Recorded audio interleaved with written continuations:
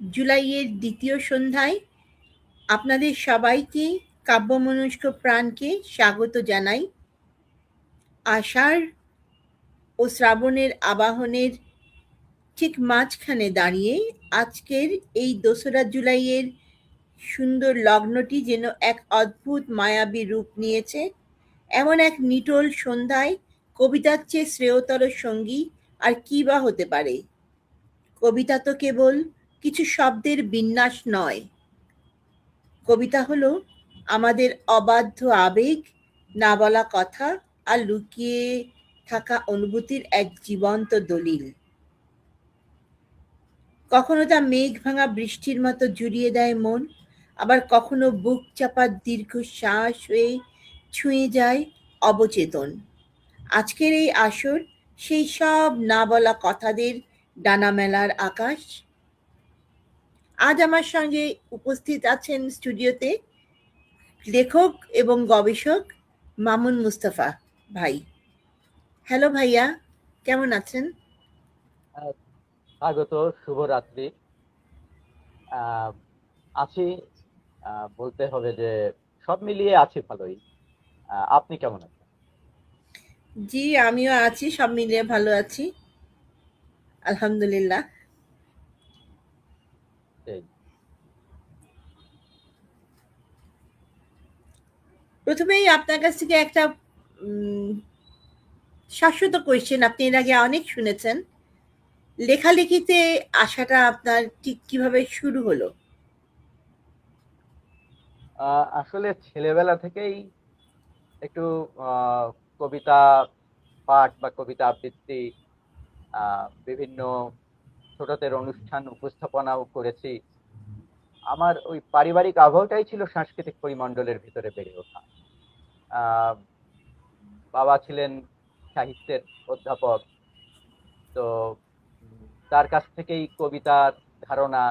সেই ছেলেবেলা থেকেই জীবনানন্দ দাশ, রবীন্দ্রনাথ, নজরুল এদের গল্প শুনেছি তার কাছ থেকেই।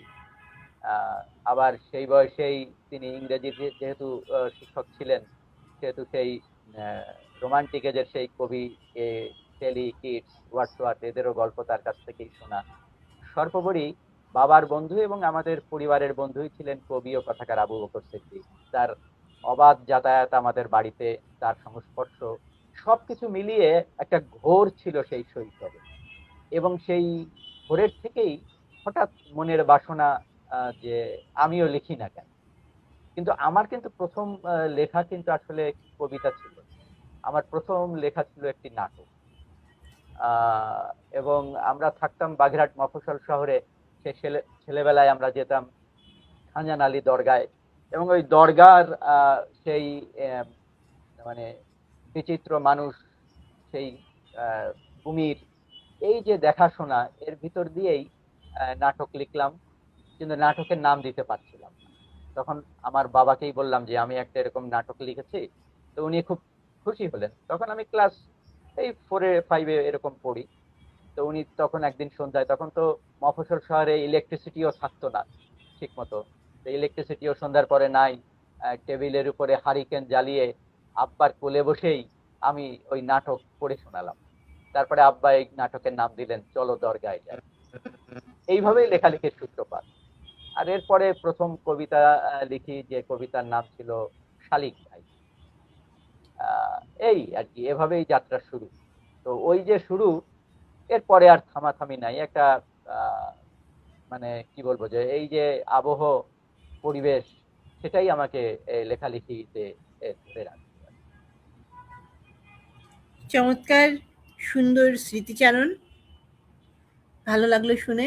আপনার আশাটা যে কেমন করে হলো সেটা নিয়ে আমাদের জানা ছিল না। এর আগে আপনি আমার শোতে এসেছেন, কিন্তু এই কোশ্চেনটা কেন জানি না করা হয়ে ওঠেনি।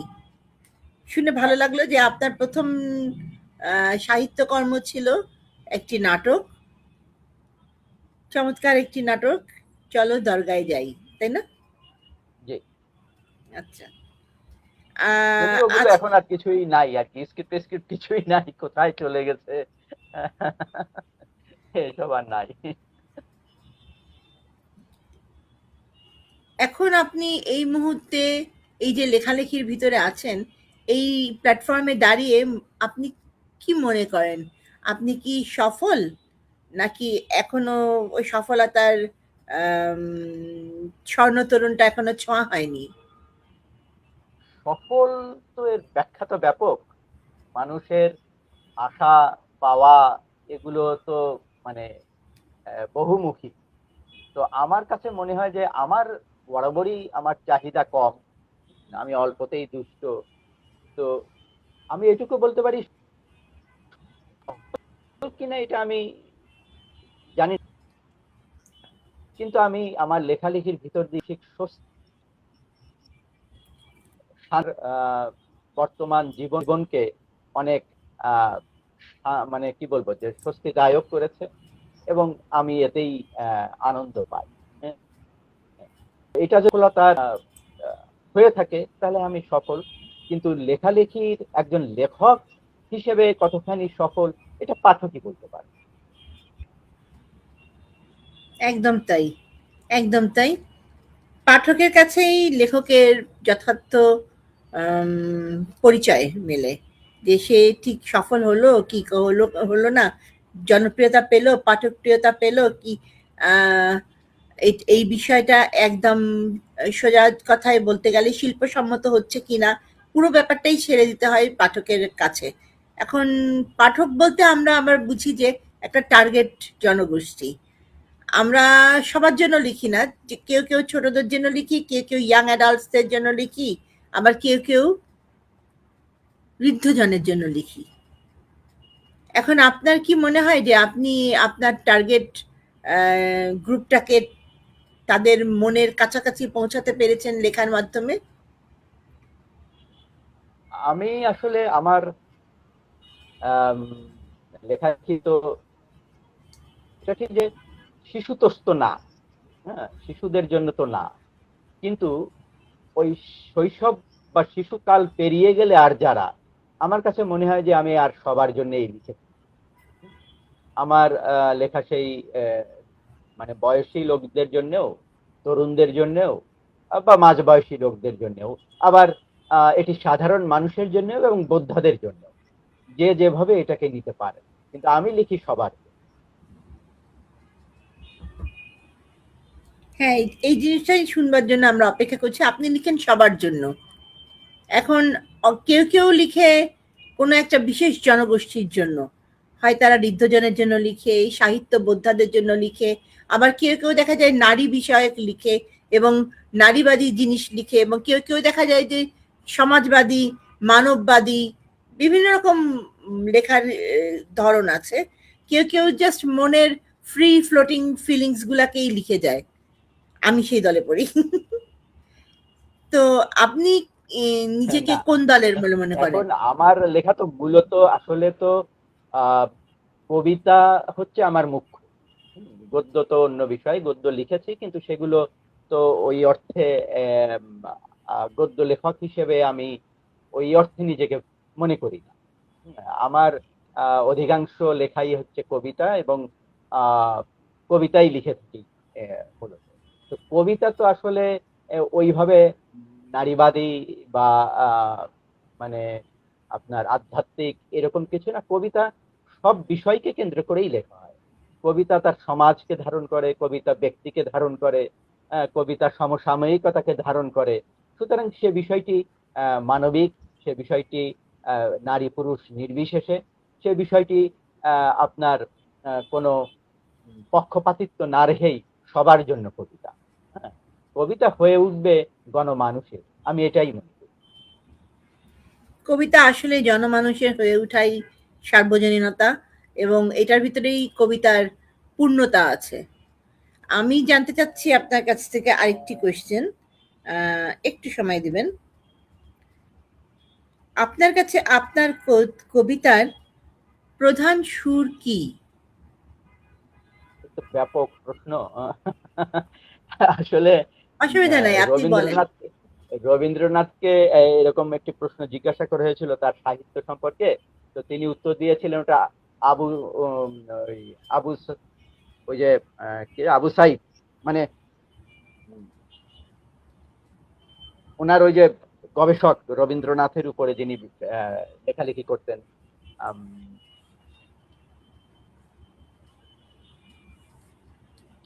মানে আমার ঠিক মনে আসছে না নামটা, মানে গুলিয়ে আচ্ছা যাচ্ছে আর কি, মানে আব্দুল্লাহ আবু সাইদের মতো নাকি এরকম। হ্যাঁ, ওই ওনার কাছে জিজ্ঞাসার জন্য বলছিল যে ওকে জিজ্ঞাসা করুন। এখন আমার প্রধান সুর কোনটি, এটি হলো হচ্ছে, আমি যেটা মনে করি, আমি আমার ব্যক্তি এবং তার সময়কেই ধারণ করে আমার কবিতা। তো ব্যক্তির যে সময়, সেটি সেই ব্যক্তি যে সময়কে অতিক্রম করছে, সেই সময়ের চারপাশ, হ্যাঁ, তার পরিবেশ প্রতিবেশ, এগুলিকেই ধারণ করে আমার কবিতা গড়ে উঠছে। এবং সেক্ষেত্রে আমি মনে করি যে আমার কবিতায় নস্টালজিয়া একটি প্রধান ক্ষেত্র হয়ে উঠেছে। পাশাপাশি আমার কবিতা, আমার প্রতিটি কাব্য এক একটি এক এক প্রেক্ষাপট নিয়ে রচিত, মানে একটার সাথে আর একটাকে মিলানো যাবে না, বিষয় বৈভবে সেগুলি আলাদাই। তো সেই দিক থেকেও আমার দর্শন, আমার চিন্তা, সেগুলো ভাগ হয়ে গেছে। কিন্তু তার অর্থ এই নয় যে কোনো একটি একক কোনো একটা দর্শন থেকে আমি সরে এসেছি। তো আমার সেই দেখা, আমার সেই চিন্তা, আমার সেই বোধ, সেটি হলো হচ্ছে যে মানুষের জীবনের যে চলার পথে যা কিছু ঘটে যায়, সেই ব্যক্তি মানুষের যাপন জীবন, সেগুলোকেই ধারণ করেছে আমার কবিতা। সেখানে সমাজ এসেছে, সেখানে রাষ্ট্র এসেছে, সেখানে প্রকৃতি এসেছে, এবং সেখানে নস্টালজিয়া একটি বড় বিষয়।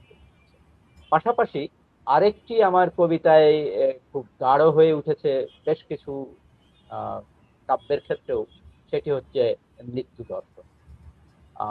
আমার একটি কাব্যই আছে, কফিন কাব্য। আমার ধরেন শনিবার ও হাওয়া ঘুরি, এই কাব্যের ভেতরে যে দর্শন, তার ভেতরেও তিনটা ভাগে আছে, তার ভেতরেও শেষ ভাগটাও, অন্ত পর্বেও সেই মৃত্যু দর্শন এসে গেছে।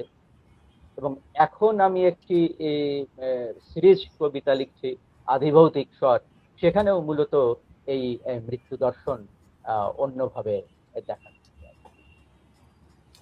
আচ্ছা, হ্যাঁ, আপনার একটি কবিতা আমি দেখলাম যে সিমেট্রি, আমি পাঠ করবার জন্য চিন্তা ভাবনা করছিলাম, কিন্তু সাহস হচ্ছে না পাঠ করার জন্য। তো না, করে ফেলুন না, অসুবিধা নেই। পাঠ করব। হ্যাঁ, করুন, ভালো লাগবে। সিমেট্রি, মামুন মুস্তফা। কলমে মামুন মুস্তফা ভাই, আর কণ্ঠে আমি ইরা জেনিত। সমাধিগুলো বলে দিচ্ছে মানব জন্ম, টুকরো নুড়ি, টোকা দিলেই ভস্য, খোয়া ওঠা পথ, বিছানা ভণ্ডুল, ওই যে দেখো কবরের ধস, কোনো কফিন নেই, শুধু দলা দলা মাটি, অদৃশ্য শক্তি তুমি আজ জীবিতদের একা, এবং কয়েকজন দাও দাও পুড়ছে, এগোতেই পারছে না সত্য সন্ধানে, সব যেন স্তম্ভিত, সম্বিত হারা, নিংড়ে নেয় সিমেট্রির নির্জনতা, এসব ঘুমগুলো। এসো সৌভাগ্যের মতো দাঁড়াই, পৃথিবীকে মূঢ় করে আবারও দ্রবীভূত করি নতুন ধ্বনি। ধন্যবাদ। বাহ, চমৎকার ভাবে আবৃত্তি করলেন। এই কবিতাটার একটু পেছনের কথা বলবো। হ্যাঁ, বলবো কি? হ্যাঁ, হ্যাঁ। এইটা হচ্ছে, আমি পশ্চিমবঙ্গ সফরে গেলাম, শেষবার গিয়েছিলাম যেবার এই 2023 সালে কালে। তো আমার বন্ধু, সেও কবি এবং গহন পত্রিকার সম্পাদক এবং প্রেসিডেন্সি বিশ্ববিদ্যালয়ের বাংলার অধ্যাপক মোস্তাক আহমেদ। তো ও আর আমি একদিন এই পশ্চিমবঙ্গের বিভিন্ন দর্শনীয় স্থানগুলো ঘুরে ঘুরে দেখছি। তার ভিতরে এই আপনার সেই খ্রিস্টিয়ানদের যে কবর, ওদের দুটো সিমেট্রি আছে, সেখানে গিয়ে তার ভেতরে আপনার আহ, ইয়ে সেই যখন ব্রিটিশ ভারত ছিল, তখন যারা এই বঙ্গকে শাসন করেছেন, সেই সমস্ত হ্যাঁ। মহান ব্যক্তিবর্গদের কবরস্থান ঘুরে দেখছি। একটাতে মাইকেল মধুসূদন দত্তের কবরও ছিল। তো ওই কবরগুলো দেখতে দেখতে একটা কবর দেখলাম যে, একটা দুটো কবর, একটাই না, বেশ কয়েকটি কবর এরকম ওই যে ভেঙে চুরে গেছে একেবারে, আহ, মাটি খুঁড়ে খুঁড়ে দলা দলা হয়ে আছে। এই মানে সিমেট্রি পরিদর্শনের পরে রাতে হোটেলে এসে এই কবিতাটা। আচ্ছা, চমৎকার। ওভাবেই আপনি লিখেছেন, আমি দেখলাম। আপনার কণ্ঠে আপনার লেখা কোনো কবিতা যদি শুনতাম, আম, অথবা কোনো মুক্ত গদ্যের কিছুটা অংশ। আমি একটি কবিতাই শুনাই আগে। জি। কবিতাটার নাম হলো ঝড়। এই কবিতাটি আমি পাঠ করছি আমার শ্রেষ্ঠ কবিতা থেকে, কিন্তু এটি আমার যাপন কথা কাব্যের অন্তর্গত। মধ্য দুপুরে পড়ে আছে দাম্পত্য, একটু বাদেই গধূলির রঙে নাচবে পৃথিবী। হঠাৎ দ্রাঘিমা নাঙানো বাতাস এসে ভেদ করে নির্জন আয়না অতসীকা। তুমি কি আমাকে দেখতে পাচ্ছ এখন? প্রশ্নটাকে জলের কুণ্ডলী বানিয়ে উড়িয়ে নিল অসময়ের ঘূর্ণি হাওয়া। পশ্চিম আকাশে রস্ত রবির লাল চুলোয় জ্বলছে কিছু বিবাহী চিল। আমরা কি তবে পথিমধ্যে ভাগ হয়ে যাব? দ্বিতীয় প্রশ্নের কোনো সুযোগ থাকে না। মৃত্যুর আনন্দ দেখো, রাখো দীর্ঘশ্বাস। বৈতরণী পাঠ হয় বসেছে পূর্ণ বিভাগ। ধন্যবাদ। চমৎকার। অত্যন্ত ডিপ আপনার ফিলিংস। আপনি কবিতার ভিতরে অনেক মানে নৈপুণ্য শো করছেন এই একেকটা ওয়ার্ডের ভিতর দিয়ে। চমৎকার একটি কবিতা পাঠ করলেন। আরো কিছু কি আমরা শুনবার সুযোগ পাবো? আরো কয়েকটা কবিতা? কি এখনই? এখনই? হ্যাঁ, হ্যাঁ। জি, বলেন। আচ্ছা, তাহলে এই কাব্যের জীবন কথা, এই কাব্যেরই আরেকটি কবিতা। কবিতার নাম জীবনের স্বর। তোমার কুয়োর জলে অমাবস্যার চাঁদ ভীতি ছড়াচ্ছে। তুমি বালতি ফেলতে গিয়ে দেখলে তোমার বলিরেখা চূর্ণ মুখ। কৃষ্ণকালো রাতের শরীরে মদালস গতি, আর কিছু ঘুন পোকা খেয়ে নিচ্ছে চৌকাঠে বনেতি বউয়ের ছবি। বাজারের থলি থেকে ইলিশের কানসা, বোয়ালের লেজ, চিতলের পেটি তরপায় কুয়ো পাড়ে। আবারও কুয়োর জলে বালতি নামালে। এবার অমাবস্যার চাঁদ তোমার ক্ষয়ক্লিষ্ট দাম্পত্য গিলে খেলো। খিড়কি দরজা খুলে পালায় এক মুঠো জীবনের স্বর। ধন্যবাদ। সুন্দর কবিতা। আমরা আমাদের প্রথম শুভেচ্ছা বার্তা পেয়েছি বাবু শামীম ইকবাল ভাইয়ের কাছ থেকে। Nice programme, thanks, keep going. Thank you so বাহ, মাচ বাবু। ও আমাদের জাহাঙ্গীরনগর বিশ্ববিদ্যালয়েরই 2 ইয়ার আচ্ছা জুনিয়র, আচ্ছা আচ্ছা আচ্ছা। এবং সে নিজেও লিখে এবং আমাদের অনুষ্ঠানে এসেছে। এবং আমার লিঙ্কডইনের সে যে আমি যেই লাইভ করি, লিঙ্কডইন লাইভ, সেখানে সে আমাদের অনুষ্ঠানে সে সঞ্চালনা করে। বাহ,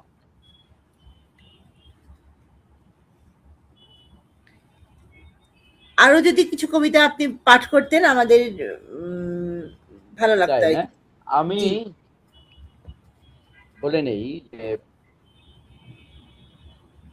আমাদের আম, আমার কিছু কবিতা সবসময় আহ, বলেন অনেকেই যে আমার কবিতা আহ, উচ্চকিত নয়, উচ্চ স্বরের নয়।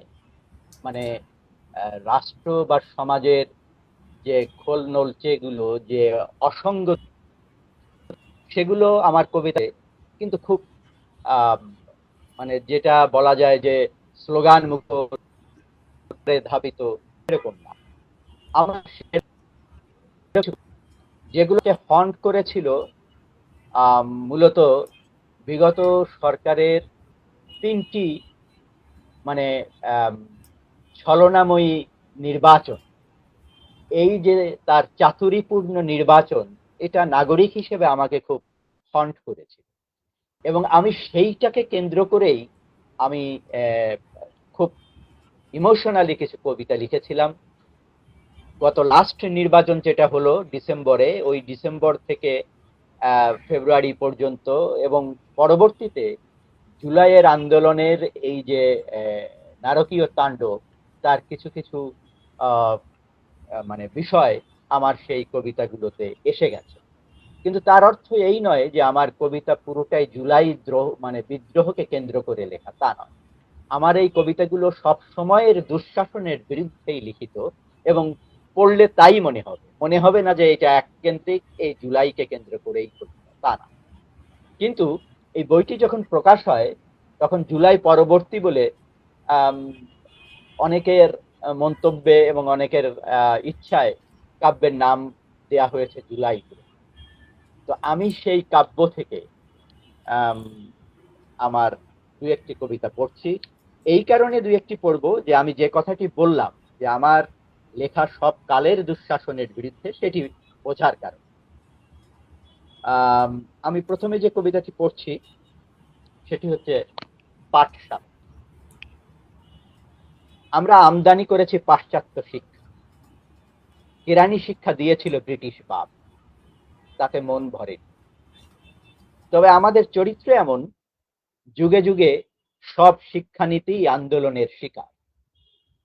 কোনটা আমাদের জানা নেই, মন্ত্রীবাবু দেখেন শুধু নিজের থলের বিড়াল, ঘরে বাইরে আমরা ডাকি ম্যাও।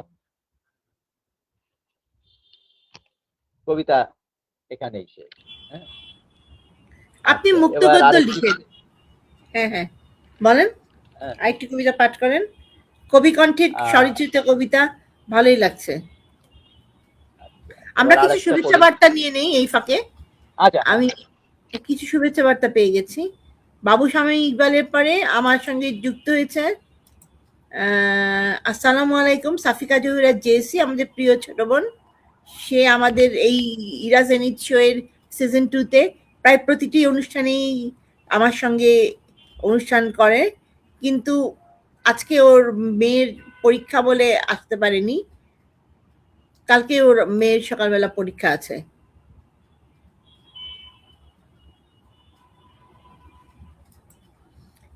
ওপার বাংলার আরেকজন কবি আমাদের সাথে যুক্ত হয়েছে, রমা।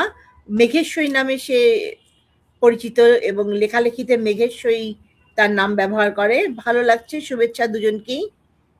সেও এসেছিল আমাদের গত অনুষ্ঠানে। শুভকামনা নিরন্তর সাফিকা জোহরা জেসি, চমৎকার আয়োজন সাফিকা জোহরা জেসি। সে বেশ কিছু বন্ধু বান্ধবকে মেনশন দিচ্ছে। Thank you so much.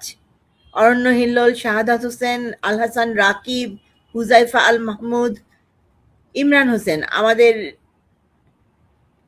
কিছু প্রিয়জনের নাম সে উল্লেখ করেছে। আসসালামু আলাইকুম, শুভকামনা সকলের জন্য। মেহেদি হাসান চলে এসেছেন, আসেন ভাইয়া, সঙ্গে থাকবেন।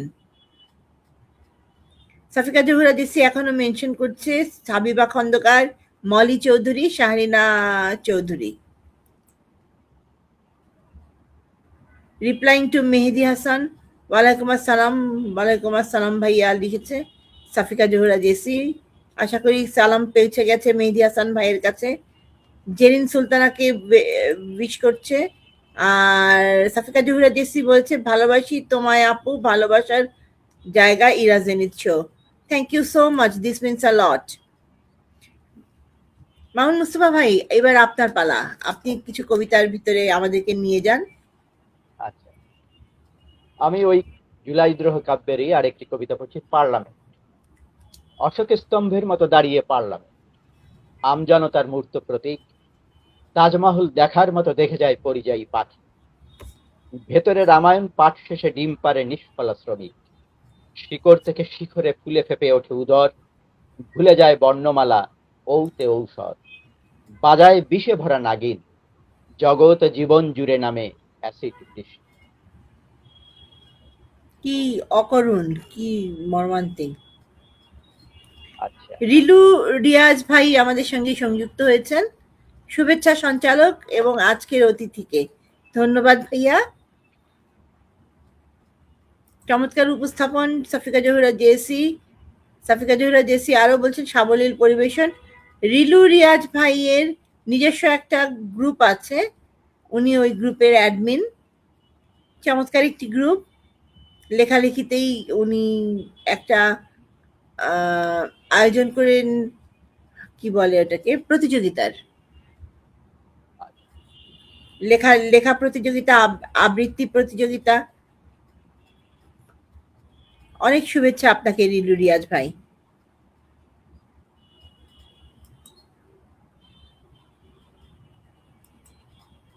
চমৎকার কবিতা, খুব ভালো লাগলো ভাইয়া। লিখেছে সাফিকা জোহরা জেসি, এটা আপনার উদ্দেশ্যে শুভেচ্ছা বার্তা পাঠিয়েছে।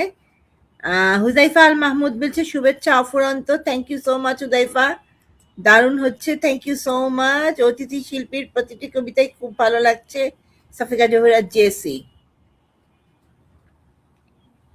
এবার আমি পরবর্তী কোয়েশ্চেন রাখছি আপনার সামনে। জি। আপনার যে প্রধান সুর কবিতা বা লেখার ভিতরে, সেই সুরটি কি আপনি মনে করেন যে পাঠকপ্রিয়তা পেয়েছে? পাঠককে কি তা আকৃষ্ট করতে পেরেছে? এটা তো পাঠকই ভালো বলতে পারবেন।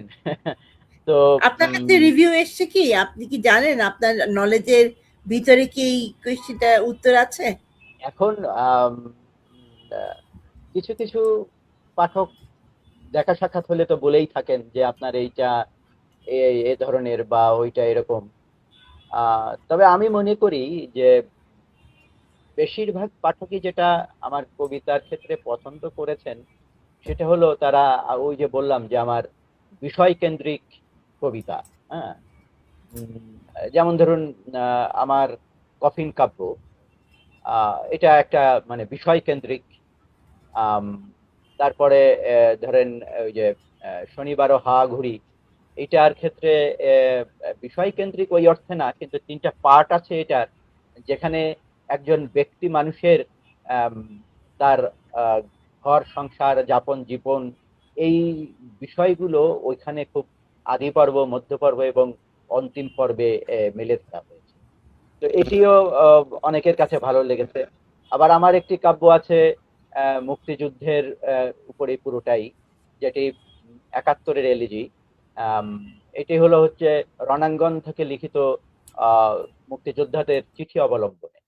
তো এই সমস্ত যিনি আর একটা আছে শিখা সীমন্তিনী, যেটি বাংলা সাহিত্যের কিছু উল্লেখযোগ্য ছোট গল্প বা উপন্যাসের নায়িকা নারী চরিত্রদের নিয়ে লেখা শিখা সীমন্তিনী।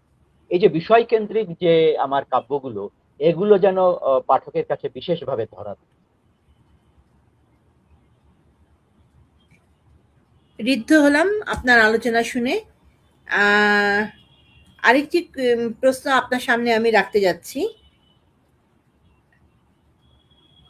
বলা হয়ে থাকে কবিতার পাঠক নাই, মানে নর্মালি আমরা জানি যে মানুষ যখন আম, অন্যান্য সাহিত্যের অন্যান্য শাখা নিয়ে আলোচনা করে, তখন বলে যে অপেক্ষাকৃত কম মানুষ কবিতা বুঝে, কবিতা বোদ্ধা, কবিতার সমজদার। আবৃত্তি বলেন, কবিতায় প্রাণ প্রতিষ্ঠা করা বলেন, এই বিষয়টাও খুব কম, মানে তেমন ভাবে জনপ্রিয় মাধ্যম এটা না। কেন আপনার মতে? না, কবিতা আম, বরাবরই হলো হচ্ছে সাহিত্যের সব থেকে শ্রেষ্ঠতম শাখা, কিন্তু বাংলাদেশে কবিতার পাঠক নাই। এটা কিন্তু আসলে পশ্চিমবঙ্গেও এভাবে কিন্তু কবিতার পাঠক নাই এটা শোনা যায়। বাংলাদেশে যে কারণে নাই সেটা আমার কাছে কতগুলো কারণ মনে হয়। সেটা হলো হচ্ছে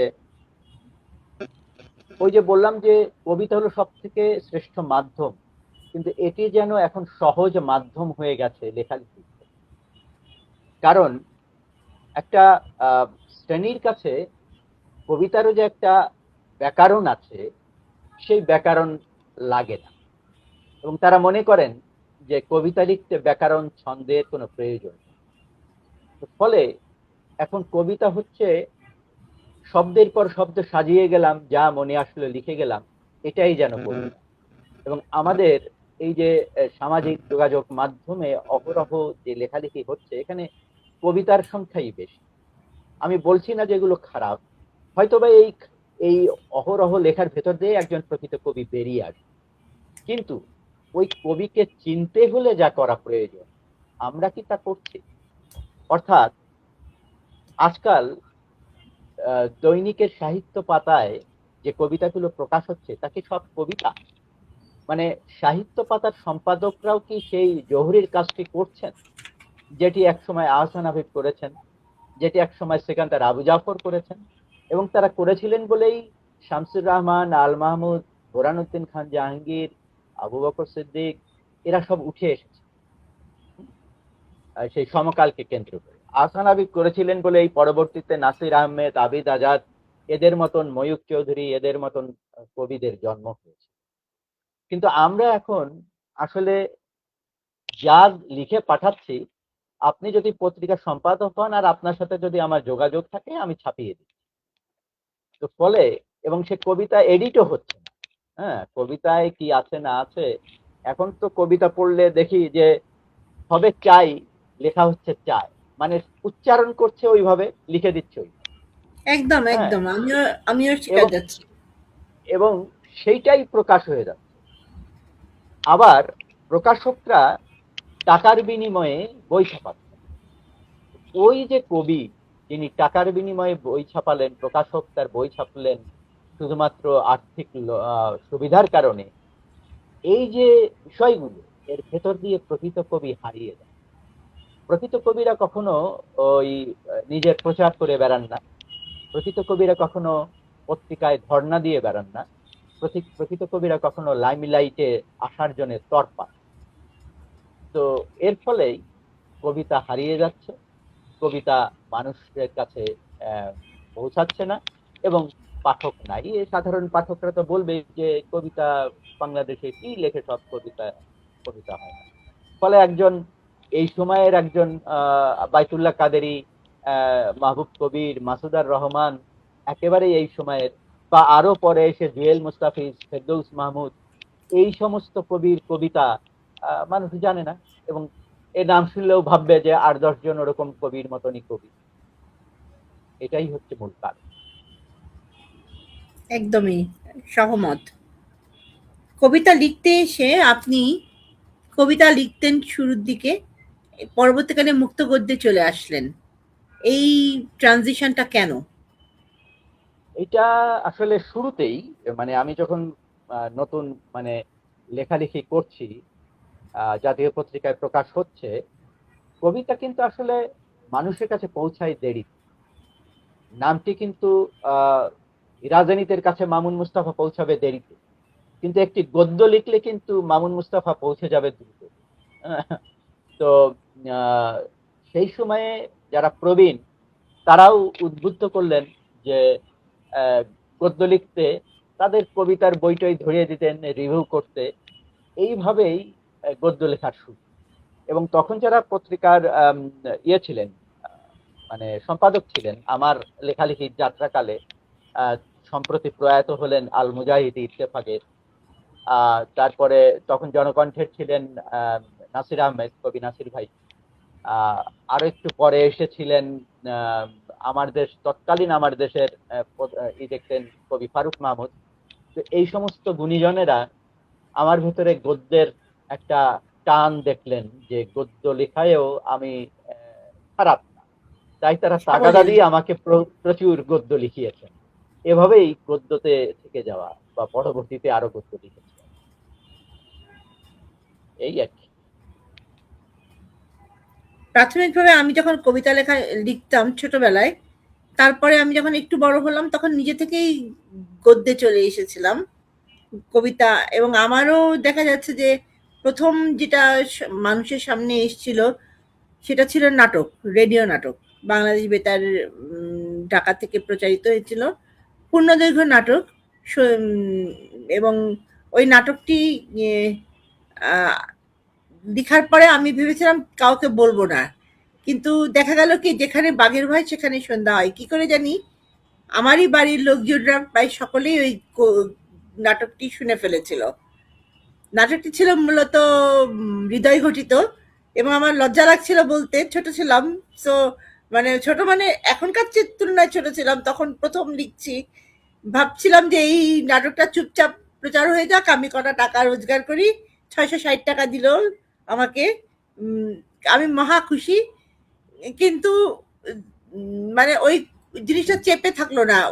ওই দিনই সন্ধ্যাবেলা অনেকগুলো ফোন পেয়ে গেছিল আমার আম্মু যে আমি এরকম নাটক লিখেছি এবং নাটকটা সম্প্রচারিত হয়েছে বাংলাদেশ বেতার ঢাকার শুক্রবারের নাটক হিসাবে, এবং ওটা একটি প্রেমের নাটক।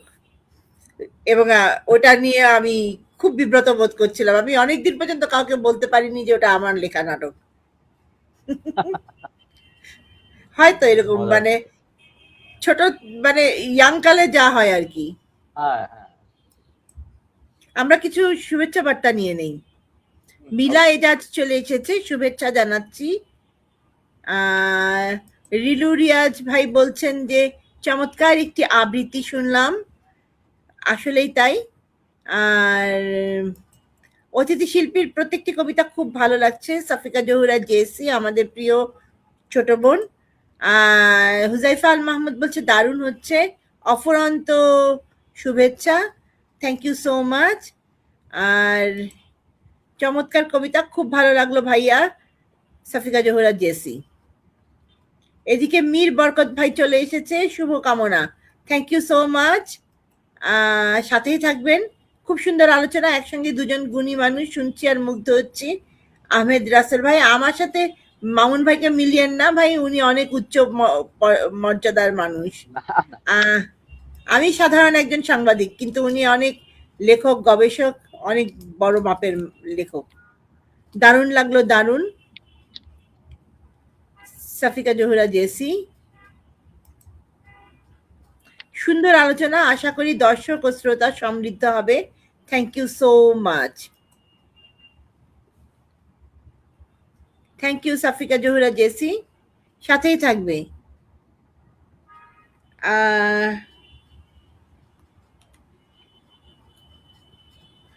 নবীন কবিদের উদ্দেশ্যে আপনার যদি কিছু বলার থাকে।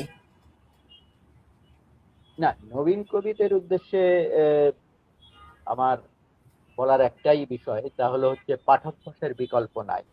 কিন্তু সেই পাঠ্যাভ্যাসটা শুধুমাত্র কবিতা পড়লেই হবে না, তাকে দর্শন পড়তে হবে, ইতিহাস পড়তে হবে, অনুবাদ সাহিত্য পড়তে হবে বিভিন্ন দেশের, এবং এই সমস্ত কিছু পড়ার ভেতর দিয়ে তার নিজের একটা দৃষ্টি, দিব্য দৃষ্টি খুলে যাবে, এবং তখনই তিনি তার পথ খুঁজে পাবেন যে তিনি কোন পথে হাঁটবেন, এবং তখন তার কবিতাও তার নিজস্ব ভাষা তৈরি করতে পারবে।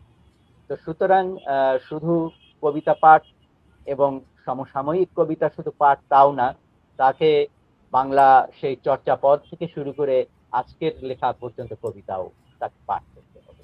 তাহলে এই কবিতার ভাষা এবং স্বর, আধুনিকতা, এই সব বিষয়গুলোকে অনুধাবন করা যাবে।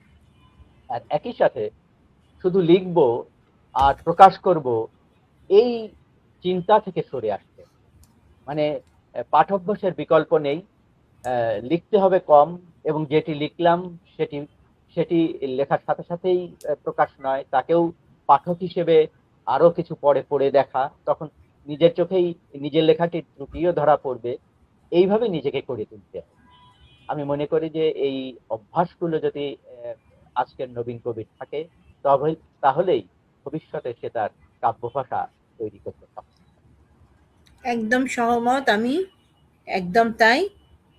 আসলে কবিতা যারা লিখছে এখন, তাদের সবার উদ্দেশ্যে আমাদের পুরনোদের এটা বলা দরকার যে পড়তে হবে, পড়ার কোনো বিকল্প নাই। এবং এই পড়াটা বিভিন্ন দেশের কবিদের লেখা কবিতা, অনুবাদ কাব্য এবং সবচেয়ে যেটা জরুরি সেটা হলো যে বিবিধ মুক্ত গদ্য এবং আলোচনা বিষয়ক মানে গদ্য বিষয়ক আলোচনা নিয়ে যেই বইগুলো আছে ওগুলো পড়া দরকার, কারণ ভ্যারাইটি আসা দরকার লেখকের ভিতরে, চিন্তার ভিতরে। আমার নিজের ভিতরে যেটা হয়, আমি বিরহ নিয়ে বেশি লিখি। এখন সত্য কথা যেটা, আমার একটা সিরিজ আছে, আমি দুটো সিরিজ লিখেছি। একটা হলো অপেক্ষা প্রতীক্ষা এবং খুঁজে ফেরা, আরেকটা হচ্ছে নীলাক্ষ।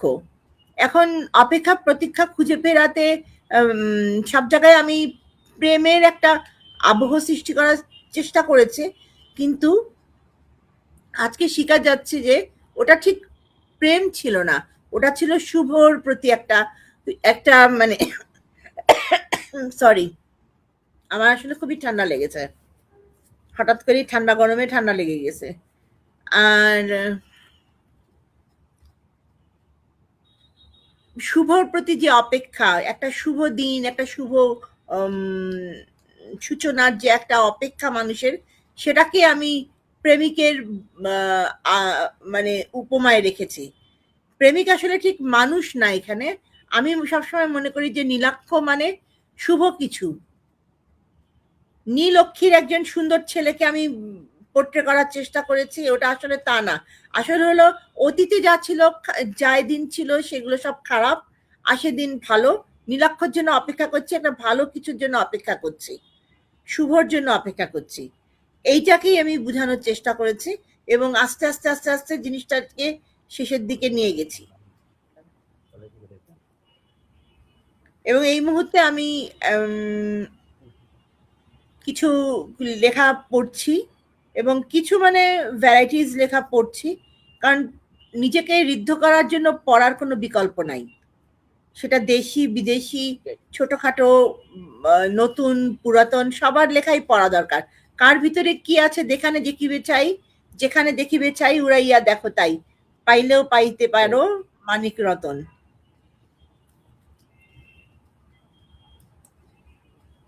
নতুনদের আমরা সবাই উৎসাহিত করি, চলুন। সাফিকা জহুরা জেসি, একদম তাই ছোট বোন, খুব ভালো বললেন গুণীজন। অনেক সুন্দর হচ্ছে অনুষ্ঠান। মীর বরকত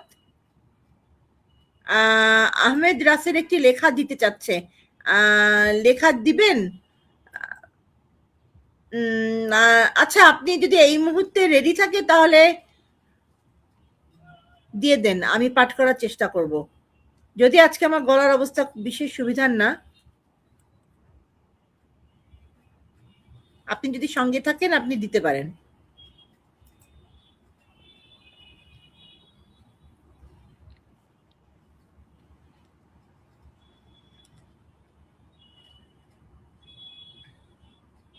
এই মুহূর্তে আপনার সবচেয়ে প্রিয় কাজ কি? লেখালেখি তো অবশ্যই করেন, এটা ছাড়া আর কি? লেখাপড়ার বাইরে আর কি আপনার হবি বা প্রিয় কাজ? তো অনেক কিছুই মানে সেটা আছে যে গান শোনা আছে। আমি একটু একটু মানে বলবো যে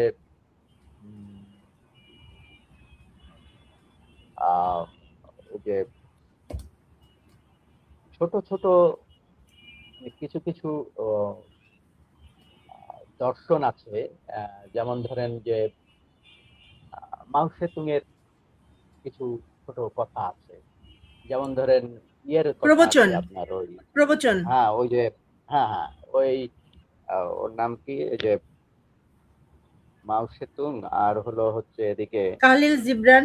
হোচিমিন, হোচিমিন। আচ্ছা, না, হোচিমিন। এদের কালিল জিবরান আলাদা বিষয়। আমি বলছি যে এদের কিছু ছোট ছোট কিছু ওই উক্তি বা আছে, যার সাথে ওনাদের ওই বলা হচ্ছে যে আম, ওনারা ছিলেন নাস্তিক, তো বা ঈশ্বরে বিশ্বাস করেন। তো ওনাদের কিছু উক্তি আছে আমি যেগুলো পেয়েছি, যার ভেতরে ওনারা কিন্তু এই নাস্তিকতা বলতে আমরা যা যা মিন করছি, ওনারা কিন্তু ওটাকে মিন করেন। ওনারা যে বিষয়টাকে আসলে আলোকপাত করতে চেয়েছেন সেটা হচ্ছে ধর্মের অনুশাসন মানুষকে আসলে কোন পথে পরিচালিত করে, আর অনুশাসন থেকে বেরিয়ে গেলে আমরা আসলে কিভাবে চলতে পারি, সেই বিষয়টাকে ওনারা আসলে ওনাদের ওই উক্তির ভিতরে কিন্তু বলার চেষ্টা করেছিলেন, যেটাকে আমরা আসলে ব্যাখ্যা করছি নানাভাবে। আমি এই বিষয়গুলোকে আমি একটু অন্যভাবে দাঁড় করানোর চেষ্টা করছি, ওনাদের এই কথাগুলোকে একটু বিশ্লেষণ, একটু আহ, আহ, আমার ধর্মীয় অনুশাসনের ভেতর এই বিষয়টা আমি একটু পড়াশোনা করছি নতুনত্ব। নতুন। আমি এখানে আহমেদ রাসেল ভাইয়ের একটি কবিতা পেয়ে গেছি, গদ্য ছন্দে লেখা।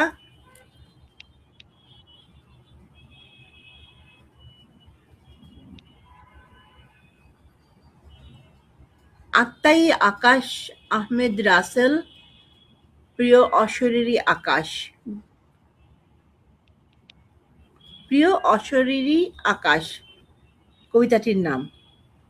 সমুদ্রের খুব কাছাকাছি এসে তোমার জোছনা লিঙ্গনের তৃষ্ণায় চোখ দুটি তুলে রেখেছি ঠিক বুকের ভিতর। তোমার গহীনে ডুবে যাওয়া বর্ষারঙা সপ্তরেখার স্মৃতি আমায় খুব টানে। সন্ধ্যাকালীন যাপন শেষে সময়ের উপর ভর করে মেঘেদের পলেস্তারা সরিয়ে তোমার বুক ভেদ করে ডুবে যাই নক্ষত্রের শহরে। দৃষ্টি ভিজে যায় যখন তোমার নগর এক পশলা বৃষ্টি শেষে ধনুকের বেশে ভিন্ন রঙের পশরা সাজায়। রাতের উঠোন জুড়েই পায়চারি চলে নির্ঘুম মস্তিষ্কের। আপন হয়ে যায় আমার পথের শেষে বসতি গড়া এক বয়স্ক নগ্ন বট। পাখুড়া দৃষ্টি ঝাপসা হয় যখন চাতক খোঁজেই তোমার পেটে ভর করে থাকা মেঘেদের জল। রাতের দুপুরে হারিয়ে যাওয়া প্রিয়জন খুঁজি তোমার ভিতর।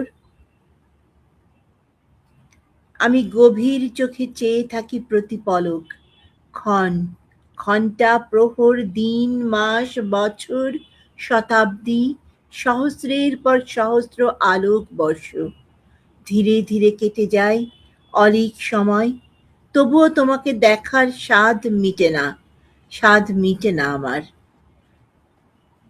২১/৬/২৫ এ লিখেছেন ইন্দুরকানী জিয়ানগর, পিরোজপুর, বরিশাল থেকে। এটা ছিল আহমেদ রাসেল ভাইয়ের লেখা একটি কবিতা। অনেক ধন্যবাদ। আশা করি আপনি শুনে ফেলেছেন আমাদের আবৃত্তি। কি হলো জানি না, পাঠ করলাম। উনি কি বরিশাল থেকে, পিরোজপুর থেকে যোগ দিয়েছেন বোধহয় অনুষ্ঠানে? জি।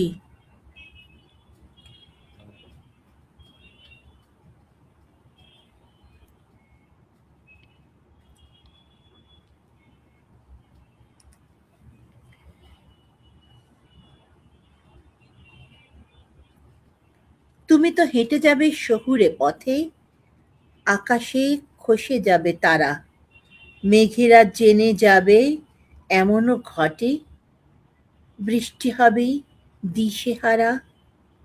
তুমি তো ভিজে যাবে ভেতরে একা, ঠোঁটেরা মেপে নেবে হাসি। আমারও কাছ থেকে হরিণী দেখা, আমিও জল খেতে আসি। তুমি তো ভেবেছিলে প্যারিসে বিকেল, বৃষ্টি হবে ক্যাফে ঘিরেই। আমার দিন সবই হয়েছে ফিকে তুঙ্গভদ্রার তীরেই। তবুও দেখা হবে শহুরে পথেই, তারার কুচি রেখো পায়েই। মেঘের বিয়ে হবে বৃষ্টি মতে, পালকি যাবে দূর গাঁয়ে। তুমিও ফিরে যেও সন্ধে হলে, বর্ষা পায়ে পায়ে বাজুক, ডেকেছ অসময়ে ফাগুন বলে। তোমাকে নাম দেব লাজুক। কার্টুন। এই লেখাটি কি লিখেছে কার্টুন? শ্রীজাত ও শ্রীজাত। বর্ষা পায়ে পায়ে বাজুক।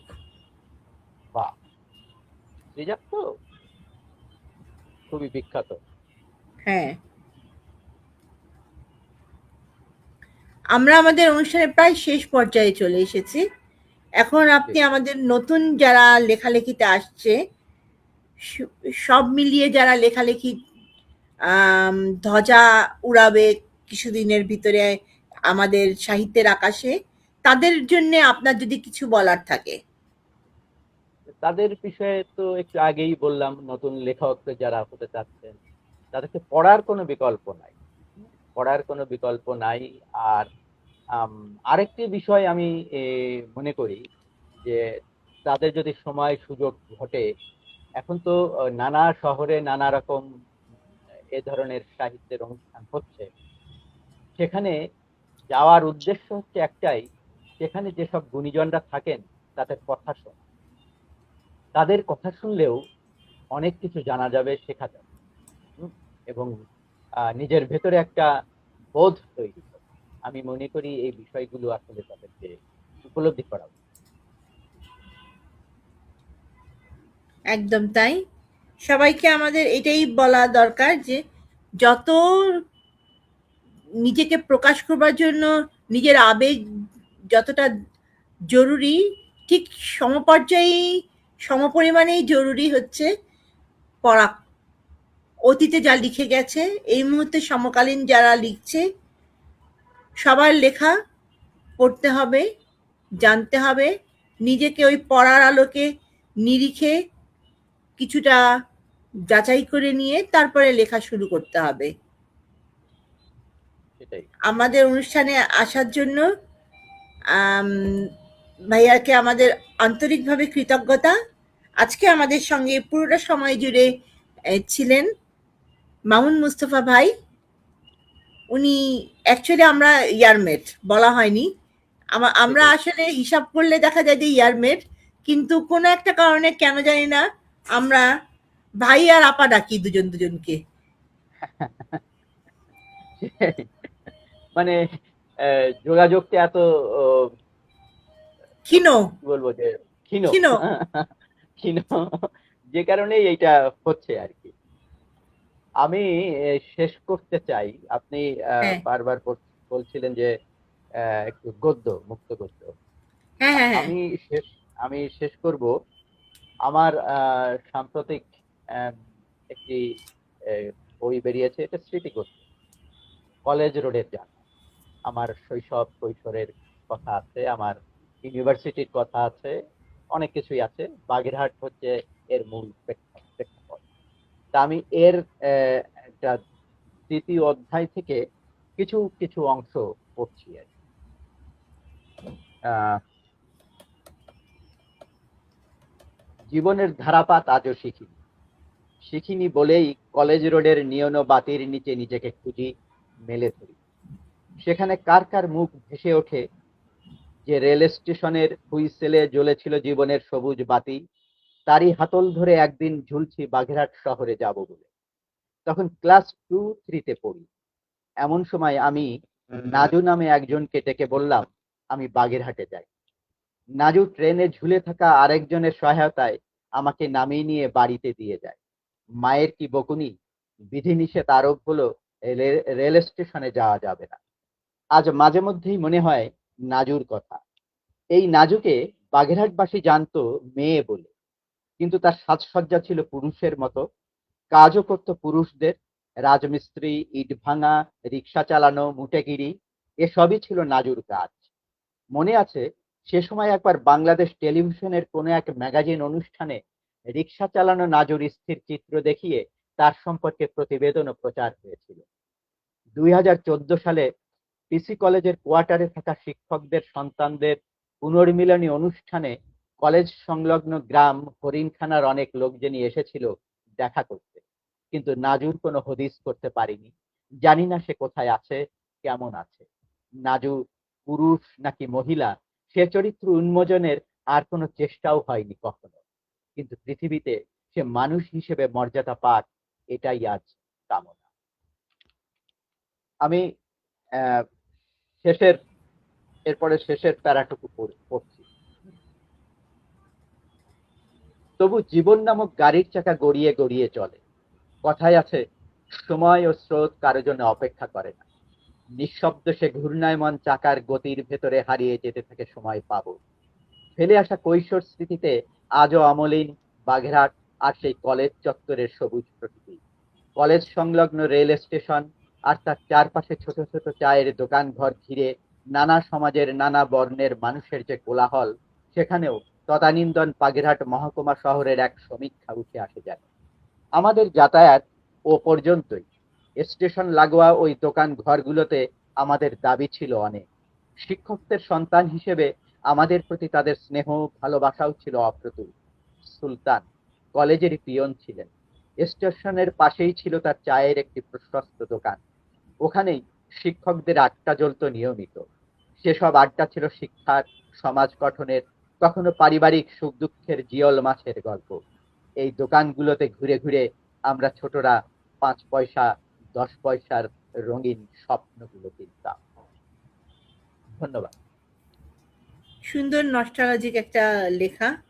আশা করছি আমরা খুব সুন্দর একটা বই উপহার পাবো আপনাদের কাছ থেকে খুব শিগগিরই, যা পাঠক মহলকে সমৃদ্ধ করবে, ঋদ্ধ করবে পাঠকের তৃষ্ণার্ত মনকে। সবার জন্য রইল আমার আন্তরিক শুভেচ্ছা, শুভকামনা ও ভালোবাসা। সকলেই ভালো থাকবেন। সবার জন্য অনেক শুভকামনা। আজকের মতো এখানে যারা অনুষ্ঠান শেষ যোগ করছি। দিয়েছিলেন যারা যোগ দিয়েছিলেন তাদের সবাইকে আমার তৃতীয় শুভেচ্ছা। ধন্যবাদ সকলকে। ধন্যবাদ। আমাদের দেশ এবং দেশের বাইরে যে এই অনুষ্ঠানটা লাইভ দেখলেন এবং রেকর্ডেড দেখবেন, সবার জন্য রইল আমাদের অনেক অনেক শুভেচ্ছা, শুভকামনা আর ভালোবাসা। আশা করছি আবার দেখা হবে নতুন কোনো এপিসোডে।